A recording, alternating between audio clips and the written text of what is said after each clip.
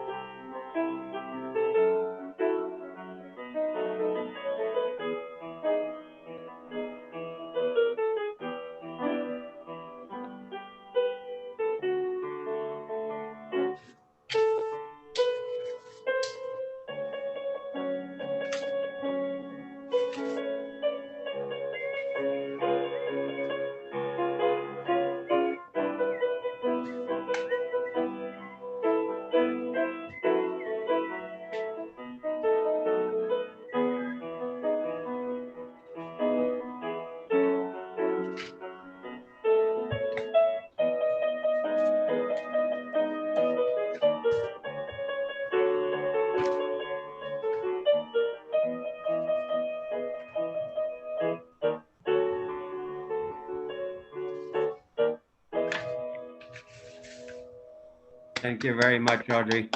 You're very welcome.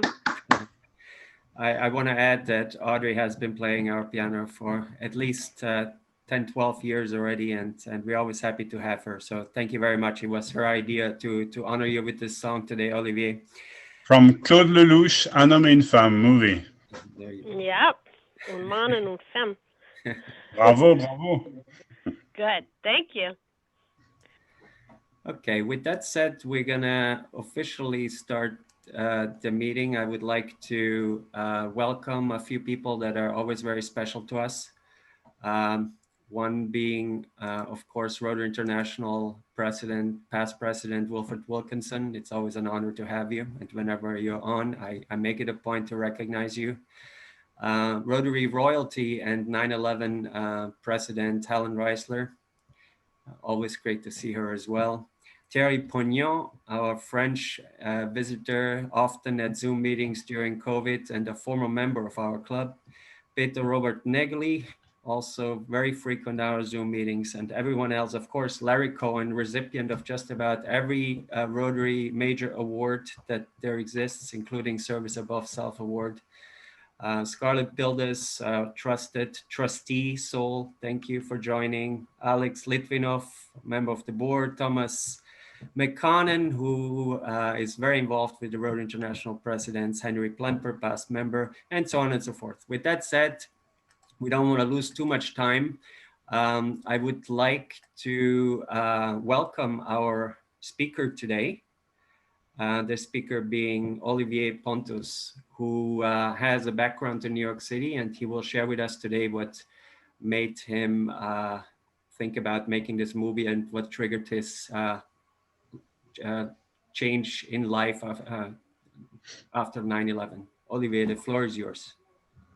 Thank you. Hi, everybody. Yes, back in the days, back in 2000, 2001, 2002, I would live in New York, and I was a history and geography teacher for the French high school. And well, I was there during 9/11, and I saw with my very own eyes from my rooftop. I saw the collapse of the first tower, while the second tower who got hit, the South Tower, but the first two collapsed. And it was a shock. It was a trauma. And after that, after a few days, wondering what I would do with my life, I decided to change. I decided to resume my studies and to change career. And after my contract, I went back to France and went to a journalism school in Lille, north of France, and became a journalist, because 9/11 was definitely a trigger for me, like for a lot of people. People changed their career after 9/11 for more meaningful jobs, or it changed also my way of thinking, my way of seeing life, and definitely it was a trauma. And so after 9/11, well, the very day I went to the French high school, I dealt with the kids for 2 hours, and then I was almost was knowing my guts. I had to go downtown, so I went downtown with a bike, and I tried to help. Actually, I couldn't, because at that time there was the foot and mouth disease. So as a European, the Red Cross didn't allow me to give my blood. So I was very frustrated. But I see people covered with ashes, with dust, and the whole thing, the whole atmosphere was a trigger for me to change. And here I am 20 years later. When we had the first lockdown in Paris because of COVID-19 last year, the whole atmosphere in Paris reminded me that same atmosphere we had in New York City that day, and for a few days on, like the paranoia state of mind, the empty streets, and I thought to myself, hey, 9/11, the 20th anniversary is coming soon, so I have to do something that I could relate it on. I changed my career, it changed my life, and I was wondering, was it the same for some of the victims of 9/11? I was not a victim, definitely not, but I was just a witness, and I was wondering if for some victims it also changed their lives. So I started to write a project that I called 9/59, like the time at when the South Tower collapsed, and because I still have that collapsed almost carved in my eyes, in my retina forever. And so I contacted a few people, but it was based, and it's still based, on iconic photographs, like this one, which is very famous, like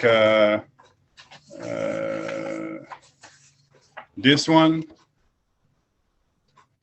like well, many others, of course, but also like this one, and like this one also. So I wanted to find the people who got shot, photographed that day, and try to see what they had become. So I called a few of them, and I have already done a few interviews back in March. But as I told Andreas, I had to go back to Paris because my cameraman's wife got COVID-19, so I had to go back to France. So I'll go back to New York in May. And I have employees, I have a firefighter, I have several people, but I don't have a police officer. And regarding to the very high price the NYPD paid that day, I think I cannot imagine it. It's mandatory, it's compulsory for me to have a police officer in my documentary. So that's why, in the first place, I reached Andreas, because I know that the Rotary honor police officers on a regular basis. So I was wondering if you could help me to find police officers who either are still in the department, or have retired, or maybe are ill because I've learned that, you know that better than me, that almost 300 police officers died due to diseases related to 9/11, like from asbestos, cancer, stuff like this. So they can be in good shape, they can be in bad shape, but I think it's interesting to see and to show the audience, the French audience, that almost 300 people, 300 police officers died after the attack. So if you could help me to find police officers who would like to talk to me, to tell me what happened to their life, it would be great. It's for I didn't tell you that. It's for a French network called Public Sénat. So it's a public network. It's a small channel, but with very high quality programs. It's unfortunately, they have a tiny budget. So that's why also I was based my documentary on photographs, because videos and archives are very expensive. And there are a few photographers who allow me to use their photographs for almost nothing. They just told me to give money to charity, which I will do, of course. Some of the photographers were kind of greedy, I must say, and I don't have the budget to use their photographs. So someone like Phil Penman, I'm going to interview him. He's a photographer. He allowed me to use his photographs for not much money. And another one, Aristide Economopoulos, I will also interview him. So I will have also photographers, because all of the characters I'm going to interview, they have suffered PTSD. Some of them still suffer from PTSD, which seems incredible 20 years after that, but they still suffer from it. Some have been able to deal with it, to cope with it. Some didn't. So it's very interesting, but I don't want to... 9/11, it's the starting point, but it's not only about 9/11. As you may have understood, it's kind of a cliche or a photograph of the 20 years that happened after 9/11 for them. So it's about also resilience. I met someone incredible. Well, New York City is also almost a symbol of resilience. When I was to the 9/11 memorial, it was incredible to see how many new buildings were built around the site, and it's typically New Yorker, but it's a good thing. And so some of the people are really the symbol of resilience, and I like that idea, that even after such a trauma, such a tragedy, people were able to cope with it. Some people went to see a shrink. Some people went to see a therapist.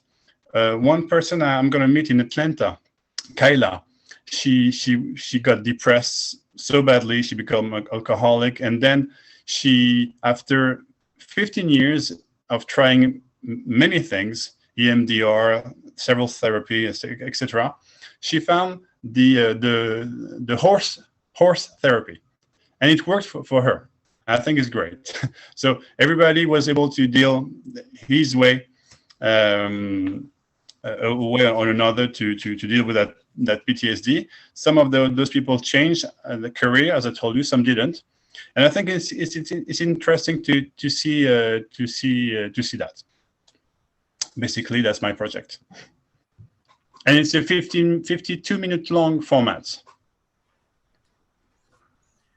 Okay, thank you, Olivier, for presenting this. We will obviously open this for some question and answer. I just want to say it was, in fact, through to my friend Phil Penman that I get introduced to Olivier, who, in fact, had asked us to connect him with the NYPD, which I will do. I have already invited them to join us today. Unfortunately, they could not, but there's certainly some interest from the commissioner's office, and we will take it from here. But let's open it up very freely to question and answers. Helen, you have the first go at it. Yes, Olivia, I think you're doing a very Hi, Ellen. interesting, very interesting and important project. I was president of the New York Rotary Club when 9/11 occurred. Okay. All my members involved, and you're more interested in what went on after. Now, my whole life was changed personally in a way, and with Rotary, that I became an international speaker because of 9/11. Now I have different topics also, but people in the United States started to ask me to come out. They wanted to know exactly what happened. They wanted to hear it from somebody who was there. And the most significant thing that came from that was when I spoke in Dallas, Texas at one time to 900 incoming presidents of Rotary clubs. Afterwards, one of the women came over to me and said she was so impressed by how we worked with the firefighters. And I brought out the firefighters being the main heroes. All of them were heroes, so many heroes, but the firefighters were incredible. That she went back to her company and her Rotary Club, and they wanted to start a special home for the firefighters all over the nation who developed cancer. And the home would take care of them, be with them, and nurture them. They could bring a family member free of charge while they were treated by the Texas Medical Center that caters to this type of condition. And she went to her company. It was a big company. I forgot the name. It was like PepsiCo, one of those. And coincidentally, they were giving out a prize to any of the employees who had the most outstanding project, humanitarian project, and they were going to give them 6 months to do it, to process it. She won. And they've been treating firefighters who developed cancer from 9/11 and from their work in general now. And every year they have a gala. I have spoken there, and the people on my team during 9/11, Scarlett Pilders, who's here today, Jim Thompson, and of course Andreas and I worked together during that time, and we did wonderful things. I got on my computer, collected $1.4 million from Rotarians all around the world, and then we were appointed to give it out. And I have a lot of details about all that, anything you're interested in, but I also have one of the main heroes from the fire department. I don't know if you've interviewed Joe Torillo, but he has an amazing story. 2 buildings fell on him, one after the other, and he's still being treated, but he's become a motivational speaker, whatever. Anyhow, I just wanted to make you aware that if you wanted any more specific information or anything else that you wanted, I'm in touch with some of the people who lost people. I mean, but I love your project. I think it's a wonderful idea and it's very meaningful. I want to keep that alive, that feeling that we all came together no matter what kind of backgrounds we had. Thank you very much. And I'd be very grateful for any kind of help, of course. Is it that gentleman you're talking about? Well, it's hard to see his face, so I'm not. No, it's probably not actually. But I don't think that's him. No, I don't think. no. It's amazing. I mean, every bone in his body was broken, and yet he got up again after the first building fell on him and went to help more people, and then collapsed again. But do you know? I'm sorry to interrupt you. Do you know if he got shot by a photographer? Because that's the basis of the project. Oh yeah, there are pictures. Photographs. Yeah. There are many pictures of him. Yes. But if I can send you his information, you can talk. Oh yeah, I'd love to. Okay. Thank you very much. Yes. Thank you, Helen. Thanks so much. We have another good lead for you, actually, and I'm going to call upon Tom McConnon. Tom, can you unmute yourself? Yes. Yeah. Good morning, everyone. And Good Helen, morning. yes, good morning. And Helen, nice to see you. Andreas, you forgot to mention how we raised over $1 million from other Rotary clubs around the world during 9/11. Can you hear me, Andreas? Yeah. We actually did mention it, Tom. I don't know if you missed it, but yeah. Oh, okay. Yes. I have my brother is retired, NYPD lieutenant. I'm not sure. I'd be happy to talk to you if you'd like. You know, and he still Of works for course. the police union now as a lawyer, and he retired about 10 years ago. So Okay. I'll get your number and I'll get it from Andreas, and then I'll have him Perfect. give you a call. Okay. Thank you very much. Yeah. Okay. Right. Appreciate that. You're welcome. Thank you so much, Tom, for this. I also I wanted to introduce you to our incoming trustee, Olivier, Dr. Marcela Bonafina. Maybe she wants to say something about the post-traumatic part of it, and maybe you can even interview her, because I'm sure she gave advice to some of those victims. Marcela, can you mute yourself? Hi, good morning. How are you? Good morning. Good morning. I'm sorry that I joined in a little bit late, but I was actually seeing a patient. Well, yes, anything that I can do to help. I was doing my internship in Bellevue. I started my internship in Bellevue in July 2001, and soon after, as we know, 9/11 happened, and it was quite difficult for us as interns, which were the lowest in the ranks, let's put it that way. And they sent us to a lot of places that year. It was very, very tough. We went sent to firsthand trauma exposure, and then in 2005 I joined the official program of 9/11 that was created by Bloomberg when they were doing the respiratory screening.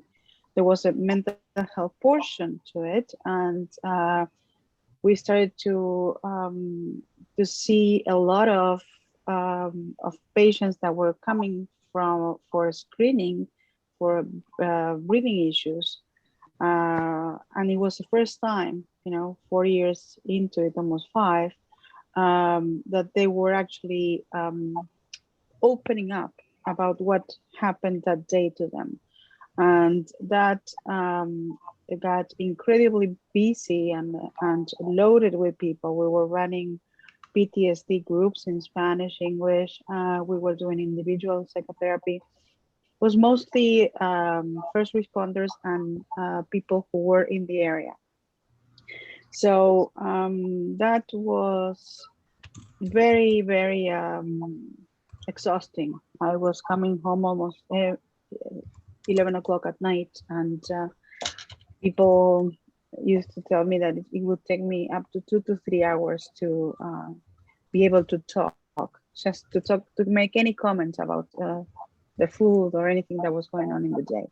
So anything you may need, I'm available to talk to you about. I had some firsthand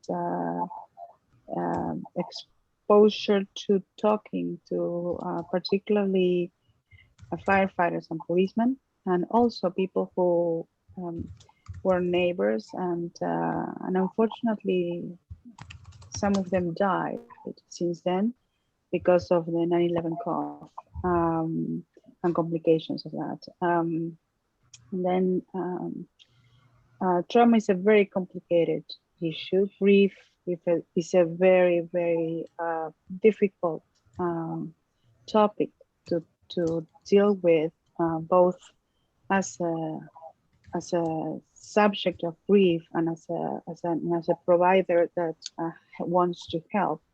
And one of the things that is very, very interesting about the grief phenomenon is that if you don't work immediately, or if you don't work through it, 10 years, 15 years, 20 years can go by. And once you start opening up the subject and start, disassembling it, it is as if it was frozen in time, and people can literally just get devastated and can collapse in front of you, as if they were seeing whoever it was that died that day, or whatever images that were significantly emotionally loaded, they've seen as if they were happening right now. They're happening right now. That's one of the most interesting. Grief, I believe, is one of the most interesting psychological things to work with. So anything I can help, please let me know. Thank you. Appreciate that. Thank you, Marcela. I may add that Dr. Marcela is one of the leading forensic psychologists in the world. So that is something, Olivier, that you might want to know. She's also an incoming trustee, so we're very happy to have her in our club. With that said, I would like to pass the word to our President, Honorable Gerard Schriffen, who has joined us as well. Gerard?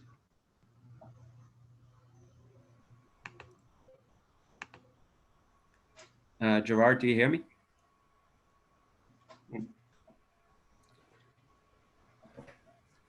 Okay, he's on mute. I don't know if he does hear me, but anyway, Thierry, you wanted to know something about the movie rights. Do you want to share that with the group? I don't know if you have any help that you can offer, Olivier. I don't.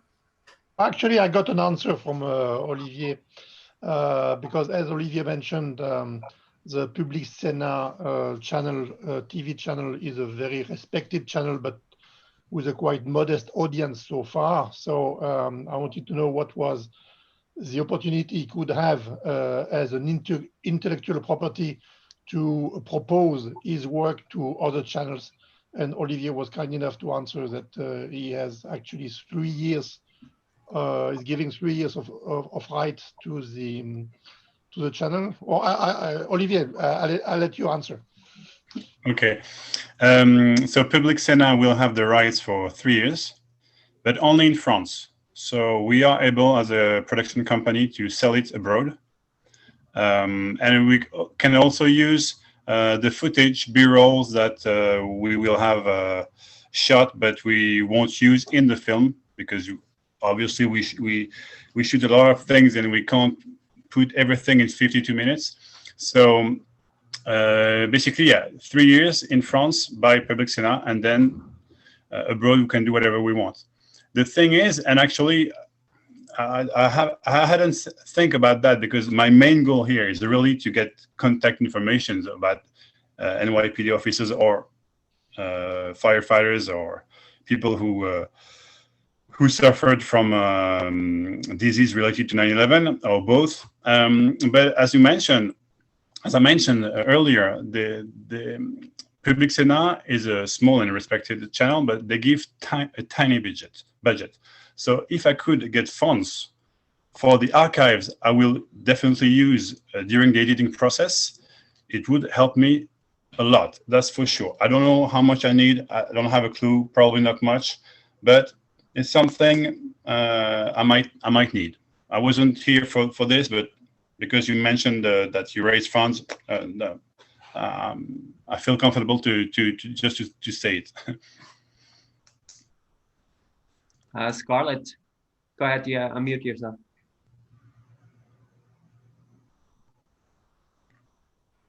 Oh, hello. Thank you very much. I had two thoughts. What is the name of the lady, Andreas, her last name is Icon?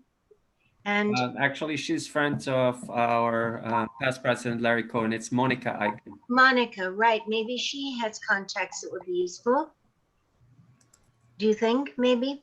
Well, for now, we're not going to volunteer anybody to specific. Like I said, I have reached out already to the NYPD Commissioner's Office, so they should select the most suitable officers. But Larry, did you want to say something with regards to Monica or anything else?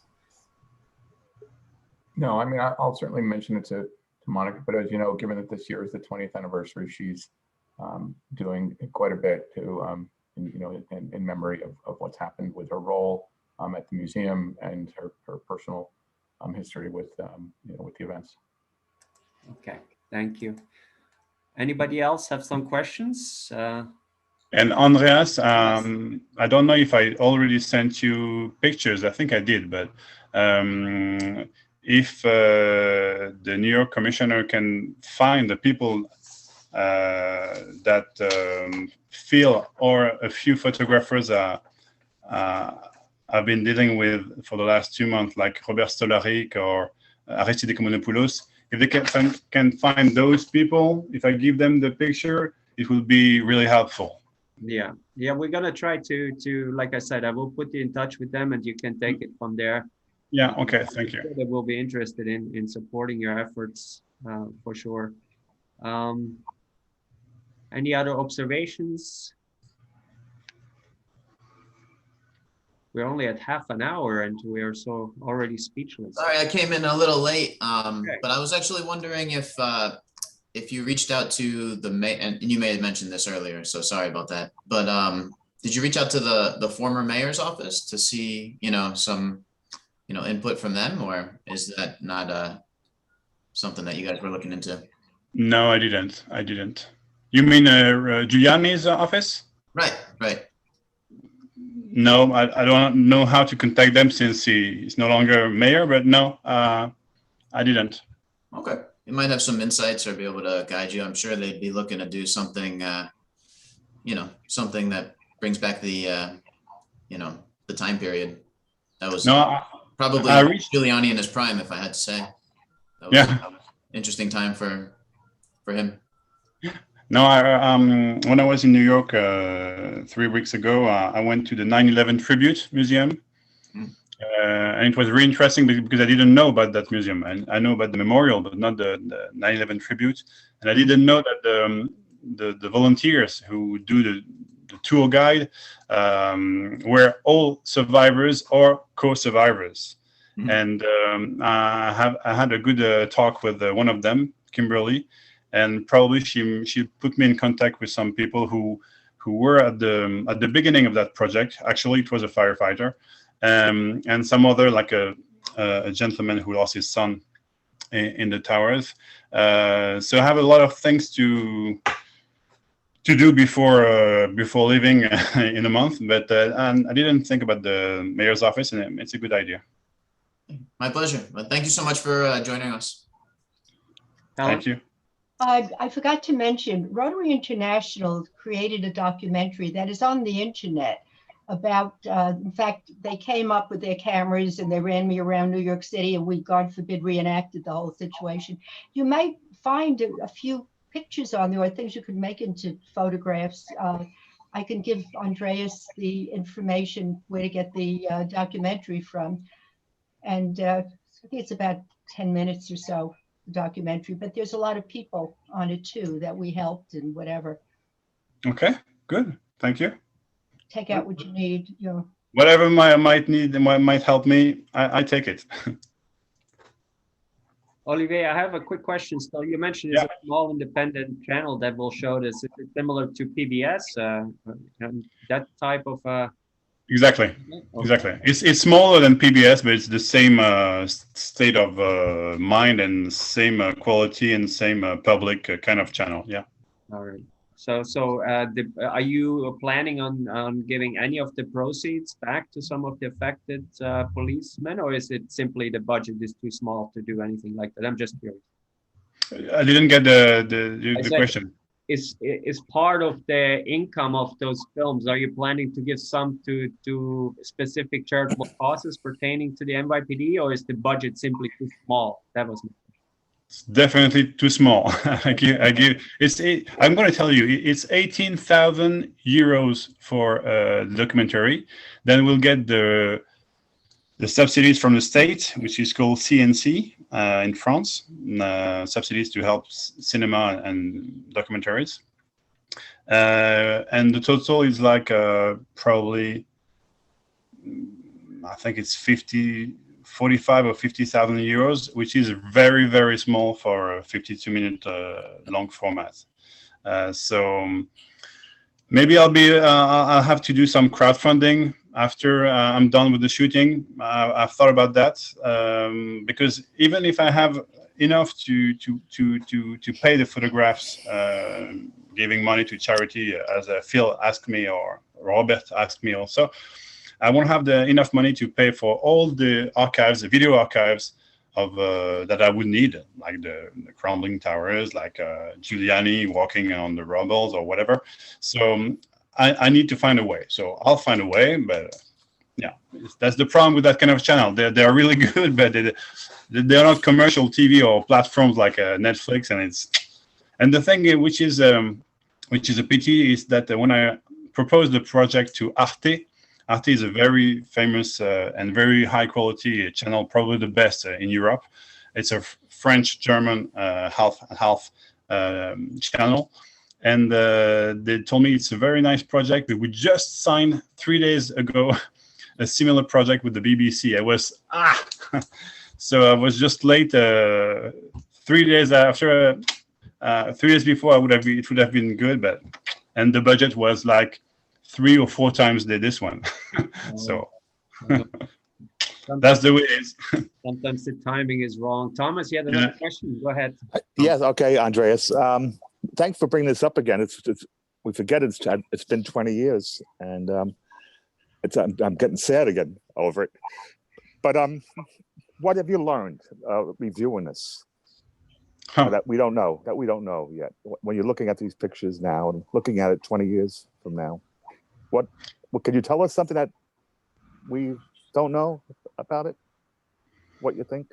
I don't know you're going to learn much from me. I'm sure the French audience will learn a lot, but the thing to me is personal. And I like you, when I talk about it, I get emotional every time. So I understand that. But the thing that is interesting is that I was just a witness, and I was actually quite far from the site. I was on 54th and 9th Hell's Kitchen district, so roughly 4 miles, no, maybe not 4 miles, but 4 kilometers. But I saw the tower collapsing, and it depends on your state of mind at that moment. It depends on your background, your cultural background. It depends if you feel well and good in your life at that time. I had a friend who was working in the towers, and he didn't had any PTSD. For him, it was almost not a big deal. And for me, it was a big deal. So it's interesting. Well, I'm not a shrink, I'm not a psychologist, but it's interesting to see how people deal with that. And some people deny it. Kyla, it was interesting because she worked like sorry, digression, but she worked like a dog for 5 years. And when she changed her job and moved out in Florida, that's what Dr. Bonafina said, everything popped out 5 years after that. And I think it's really interesting how the brain works. And so I'm going to learn myself a lot of things interviewing these people. But it's not a classic documentary or journalistic documentary. It's a very personal one. And I think they agreed to talk to me because I was there too. I can't say I'm like them. I'm not like them. I was not a victim. I was not on the side. But they know that it's something personal. And but I'm also interested in how these victims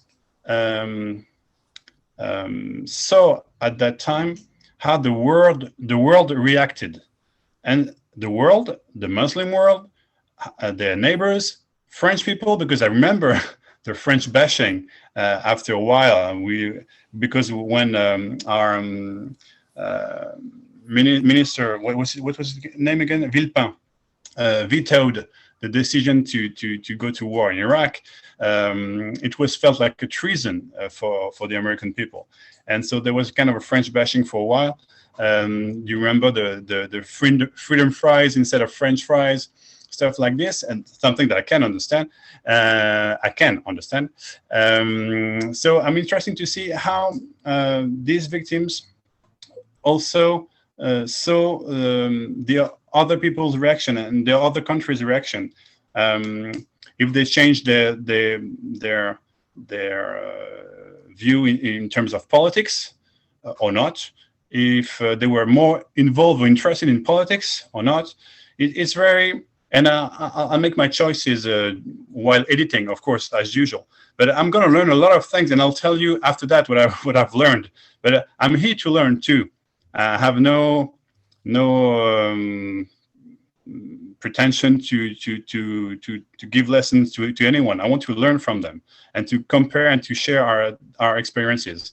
But mainly I want to hear their experiences, because some of them are quite crazy. Phil Penman, because we talked about him. Phil Penman, the photographer, he told me he never went to see a shrink, for example. And definitely he's been suffering PTSD since 9/11 till today. And he told me that every time he hear a loud noise, he turns around and it reminds him 9/11. It's crazy 20 years after. So it's not about politics, even if we'll talk a little bit about that. It's not about geopolitics. It's more very personal experiences. I could have hundreds of thousands of different stories to tell. I have to make choices. So 7 or 8 characters will be enough. But at that time, I can't tell you I'm going to teach you anything. I'm going to learn first, and then I'll tell you what I've learned. Thank you, Olivier. We have now our president, Gerard Schriffen, who has joined us. Gerard. Thank you, Andreas. I apologize to everybody. I was conducting a trial this morning, and I was hoping I could take a break by 12, and it didn't happen that way. Stuff goes on. It's okay, don't worry. Welcome to and Olivier, I missed I was able to hear part of it. I missed it. I have a question. Why did you choose to? It may have been asked, but why did you choose to do this? Because at that time I was a history and geography teacher, and when that happened, I didn't want to. I thought I told myself I want to be a part. It's very vain, but a part of history. I don't want to be a spectator. I want to be an actor. But in terms of explaining the world, decipher what's going on, because when you're a history teacher, you have a background that I think I'm right, but maybe I'm wrong.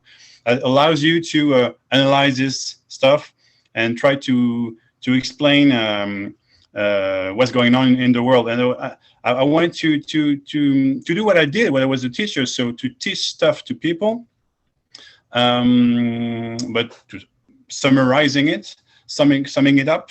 But having that background help being able to and using history to teach the biggest audience what's going on in the world. So maybe it was very ambitious, very vain, but yeah, it was a trigger. I had doubts, to be honest. I was not sure I had a calling to be a teacher.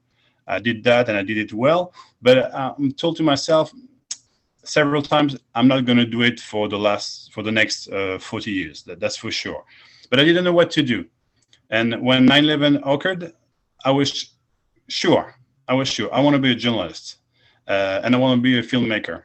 And since that, I did a lot of films that have nothing to do with 9/11. I did a long documentary, 90-minute long documentary about Down syndromes, for example. I did an investigation about corn, so overwatering and NGO and stuff like this. So nothing to do with that.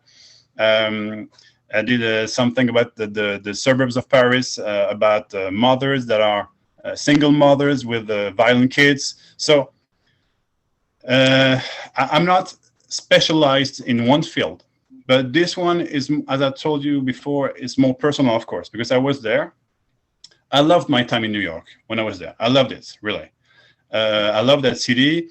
I worked for 5 years for a show, well, a former show, because now it's over, which was called L'Effet Papillon, so the butterfly effect on Canal+, which was only about international issues, small reports, 9-10 minute long reports. And I traveled for 5 years all around the world. I went to 23 countries, but I was specialized in the USA because at that time I was much better in English than I'm right now, lack of practice. So I went to the US for 5 years, from 2009 to 2008 to 2013, 20 times. And I did a lot of reports about migrants, about I don't know, gun control, about sex offenders, about sex predators also. So society kind of social kind of reports. But so I've always been drawn back to the US. But yeah, I have something for New York. Each time I go there, I feel at ease and I feel at home. So the 20th anniversary was not the perfect time. It was the right moment to do something that meant to me and that means to me. Fascinating. All right, my father, my late father, was a fire chief, New York City Fire Department, and he's very familiar with the World Trade Center towers. When they were originally built, had they been built by a private corporation, they never would have gotten permission to open because they were built with funding from New York State. And as a result, they did not meet the building code and the fire codes that were in existence. And my father, I remember him telling me when I was a teenager in 1970, he said, "Don't go into those towers." And I said, "Why?" And this was in 1970. He said, "Because the way they're constructed, if there's ever a fire, the buildings will implode on themselves, the way they're built." And he even told that to my children. And I remember when my wife and I would take them to what was the name of it? I guess the Windows on the World, which was on the top of #1 tower. Our children would never relax. We have to leave because Grandpa said we can't be here. It's too dangerous. And his fire company, Engine 33, was totally wiped out. They didn't even find the truck until about 3 months after the incident. And everyone who was there, we've never, they've never found their bodies. And so for the fire department, it's really quite traumatic. And I would be interested if you could include in you're doing your research as to how we are as a people, pre 9/11 and post 9/11. Yeah. Not only not just New Yorkers and Americans, yeah, but Philippines as well. Yeah. No, it's interesting what you just said, because when I went to the 9/11 memorial, I did some vox pop. I don't know the term in English, but I interviewed random visitors, mm-hmm, and I asked them how did it change you, and how is it different from before and after 9/11? And there were people from Missouri, from Ohio, from Indiana, and they told me, well, we don't feel safe anymore. And I think it's very interesting because we in Europe, we had wars for the last 120 years or more, and the US was seen, and it was kind of a sanctuary. The continent. No, if we put aside Pearl Harbor, and with just two neighbors that are friendly. So when you got attacked, of course you had 1993, but it was not the same kind of attack, not the same scale. So when there was that attack on such a symbolic monument and place, it was really a trauma. And you're right, for the whole American people, not only for New Yorkers, because it was something. It was a shock that you could get hurt too, really bad. And those people, they were very emotional and told me, I don't feel safe anymore. And since that day, it's really interesting. Has Paris been changed since Charlie Hebdo? I must say, I'm more careful when I go on the terrace of a cafe. I checked all around. And to tell you this, that night, my wife, who has been volunteering for the Red Cross for the last 20 years, she was training. And she called me and she told me, it's not a drill. There's a terrorist attack. And she went to La Belle Équipe, which was one of the other restaurants or bars that got attacked. And there were 19 people killed on that spot. And it was a war scene. She was not prepared for that. She also had PTSD. She did EMDR. And I was scared because we just had our first child and I was alone in my apartment, and she sent me 2 text messages in 8 hours telling me it's horrible. And then we're going to the Bataclan. I said, what? Don't go there. And so, yeah, she and I and all the Parisians actually, we look around when we sit in a cafe in a terrace after Charlie Hebdo and the Bataclan's attack. That's for sure. It's sad, but that's the world we live in. So is your documentary targeted towards a particular audience or in general audience? General audience, but we know who in general watch public cinema is high educated people in general. So as Andreas said, it's not, it doesn't have a big audience, but Otiri said that. But they have very good ratings and good critiques in the papers. So it's also important that just to make audience. Thank you, Olivier. I think Dr. Marcella had raised her hand one more time.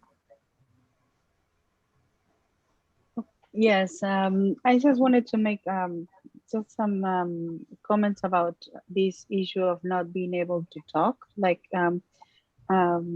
Olivier was saying about his friend, that clearly he considers that he has PTSD and hasn't been able to talk about it. But when he hears, he's hypervigilant, and when he hears a siren, he gets a typical startled response of PTSD, and that is the issue of avoidance.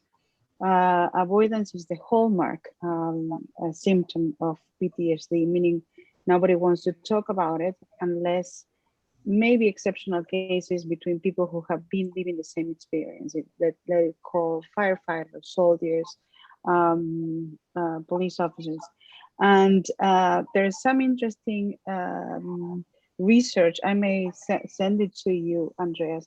There was a group up in the Bronx with Rachel Yehuda, who did neurobiological changes of Holocaust survivors, particularly in cortisol levels, which were traced in the first generation, second generation, and third generations. And now they are doing the same with survivors of 9/11. They are following the children of that were in the area in 9/11, and they're seeing cortisol changes. So it's not only what we experience, but we also have brain changes. So our chemistry in the brain changes after PTSD. So that's the only thing I wanted to mention. No, that's very interesting what you just mentioned, because I read a lot of stuff about what you just said about sons and daughters and grandson and granddaughters of survivors of death camps in Germany or Poland. And you're right, it's crazy. They haven't experienced that, but they still suffer from it. Wow.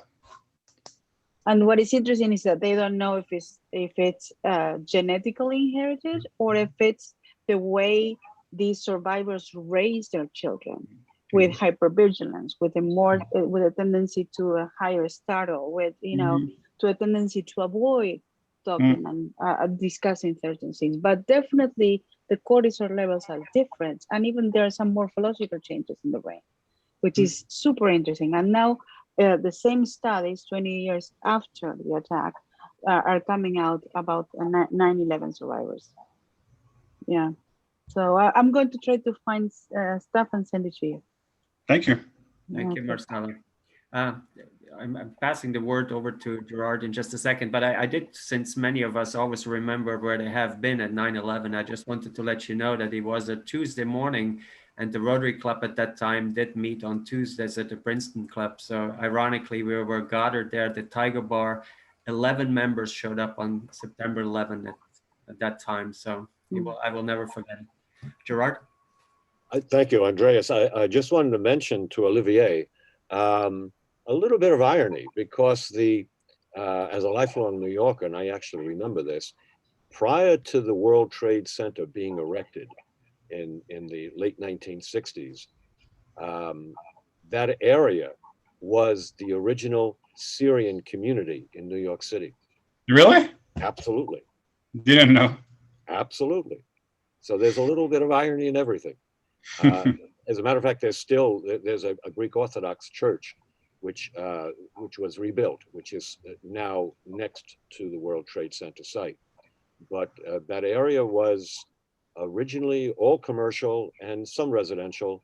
It was called the Washington Markets, where all of the food produce, which is now up in the Bronx, at the Bronx Terminal Markets, at one point was originally down there. The fish market was at Fulton Street, and the food markets were all there. That was all, you know, in the name of urban renewal back in the 1960s. Literally, there were about 20 square blocks which were demolished in order Okay. to build Didn't know the that. Trade Center. And the original community was the Syrian community in New York. Yeah, a little bit of irony.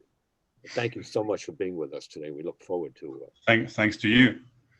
thank you very Yes. much.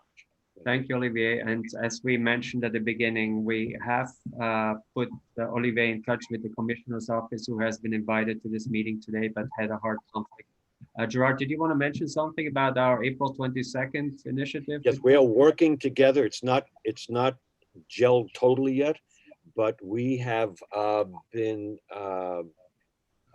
we've been negotiating with the NYPD, and the Rotary Club of New York will be hosting a series of meetings to try to bridge the gap between the NYPD, our police, and our different communities. So we are working with the Rotary Club of Chinatown, with the Rotary Club of Harlem. We've extended invitations to the folks on Staten Island and in the Bronx. And hopefully by the end of this month, it will gel together, and we will have a series of meetings inviting the communities. This will not be limited just to Rotary. This is for everyone. We'll be I'm in the process of contacting the community boards as well, to get representatives from different communities to discuss their concerns, the concerns of those communities with the NYPD. And while there are certain concerns that are universal for an entire city, different areas have different concerns. So for example, we're going to start with Midtown South, which is from the Battery to 59th Street. Midtown North, which goes from 59th Street to the northern tip of the island, is predominantly residential. It's heavily non-white. That's where Harlem, East Harlem, Central Harlem, and West Harlem, as well as Washington Heights, are located. And so the issues there are somewhat different from the issues, let's say, of Gramercy Park, or Midtown Manhattan, or Murray Hill, or even Chinatown on the Lower East Side. So hopefully, this is one of the programs we've decided at Rotary Club of New York this year to initiate, to make Rotary Club of New York more New York centric, concentrating more on the issues affecting the everyday life of New Yorkers, in order to make ourselves more relevant to New Yorkers and have New Yorkers become more interested in Rotary Club. So we will get the information to you. We invite you to participate. We are also planning another one. I'm dealing with foster care children in New York, and I've gotten the commitment from the borough president, the district attorney, some